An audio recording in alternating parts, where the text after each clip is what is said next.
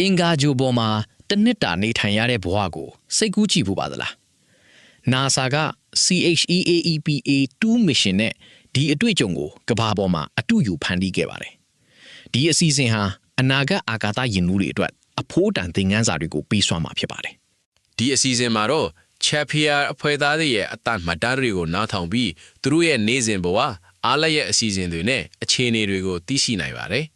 အင်္ဂါကျော်ဘောရဘဝဘလို့နေလဲဆိုတာကိုဒီအစီအစဉ်ထဲမှာဆက်လက်ဖော်ပြပေးပါမယ်သိပ္ပံအရာရှိ Matthew Montgomery ကသူတို့ mission ရဲ့ထုံးပုံကျော်ကိုကြော်ဖြတ်ခဲ့ပြီလို့ဆိုပါတယ်။သူတို့ရဲ့နေစဉ်ဘဝကတော့အခုဆိုရိုးရှင်းတဲ့လုံခြုံစဉ်တစ်ခုလိုဖြစ်နေပါပြီ။သူကတော့ဟင်းတီဟင်းရဲ့စိုက်ပျိုးရတာကိုအထူးသဖြင့်နှစ်သက်တယ်လို့ပြောပါတယ်။သူတို့ဟာရေအိုင်းရှက်စစ်စနစ်နဲ့ဟင်းတီဟင်းရွက်တွေစိုက်ပျိုးပါတယ်။လက်ဆက်တဲ့ငညို့ပွယ်တွေကသူ့အတွက်အရသာအသည့်အဆင့်ကိုပေးစွမ်းတယ်လို့ဆိုပါတယ်။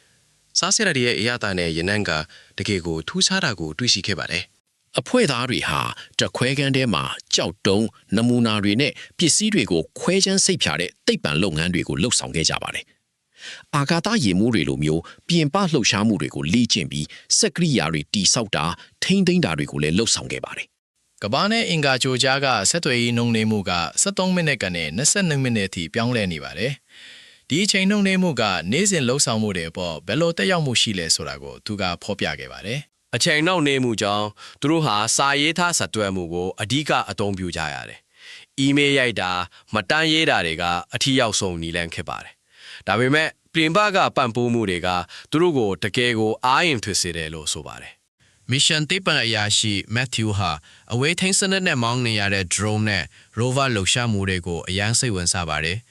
ဒါတွေကအင်္ဂါဂြိုဟ်မျက်နှာပြင်ပေါ်ကမရောက်ဖူးတဲ့နေရာတွေကိုစူးစမ်းရှာဖွေဖို့အထူးအရေးကြီးပါတယ်။စီးပက်ဆိုင်ရာအရာရှိ Alan Ellis ကဒီတစ်နှစ်တာ mission ဟာဘလို့အထီးကျန်ဆန်နေဆိုတာကိုပြောပြခဲ့ပါတယ်။ဒါပေမဲ့အဖွဲ့သားတွေဟာတကယ်ကိုစီးလုံးညီညွတ်ပြီးအလုပ်တွေကိုအတူတကွပူးပေါင်းဆောင်ရွက်နိုင်ခဲ့ကြပါတယ်။သူမရဲ့ခင်မွန်းစီကရတဲ့ထောက်ပံ့ရေးပစ္စည်းတွေနဲ့စာတွေကသူမအတွက်အသေးပဲအစီအဆုံးဖြစ်ပါတယ်။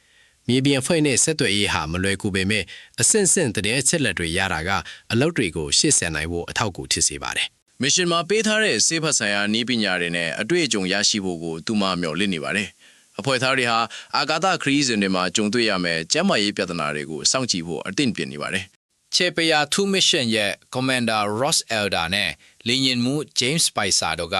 သူတို့ဟာအာကာသလမ်းလျှောက်တာ90ကျော်ပြုလုပ်ခဲ့ပြီးပြီလို့ပြောပါတယ်။ဒါဟာအင်္ဂါကျော်ပေါ်မှာနေထိုင်ဖို့အတွက်အရေးကြီးတဲ့အတွေ့အကြုံတွေဖြစ်ပါတယ်။ Ross ကကွန်ပျူတာ program ရေးထားခြင်းကနေ့စဉ်လုပ်ငန်းတွေကိုအလိုအလောက်ထက်စီဖို့အထောက်အကူထက်စီတယ်လို့ဆိုပါတယ်။ James ကတော့အင်္ဂါဂြိုဟ်မှာနေထိုင်ရတဲ့အခါ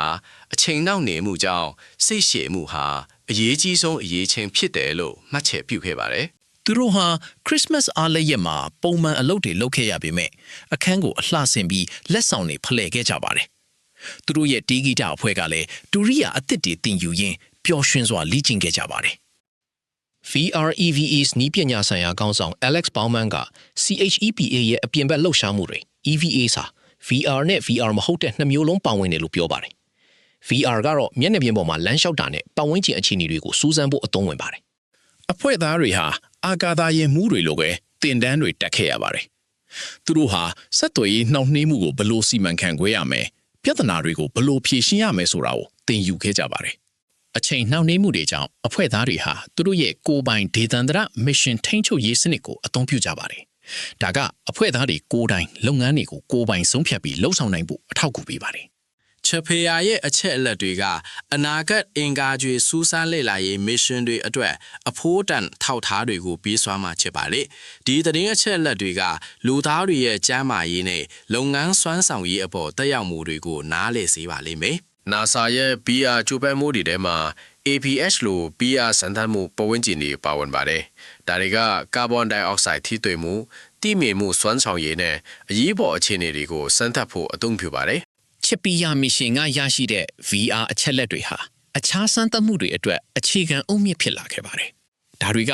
အာကာသစူးစမ်းလေ့လာရေးရဲ့လူသားအဆင့်မှာဘာတွေဖြစ်ပျက်နေတယ်ဆိုတာကိုနားလည်ဖို့အထောက်အကူပေးပါတယ်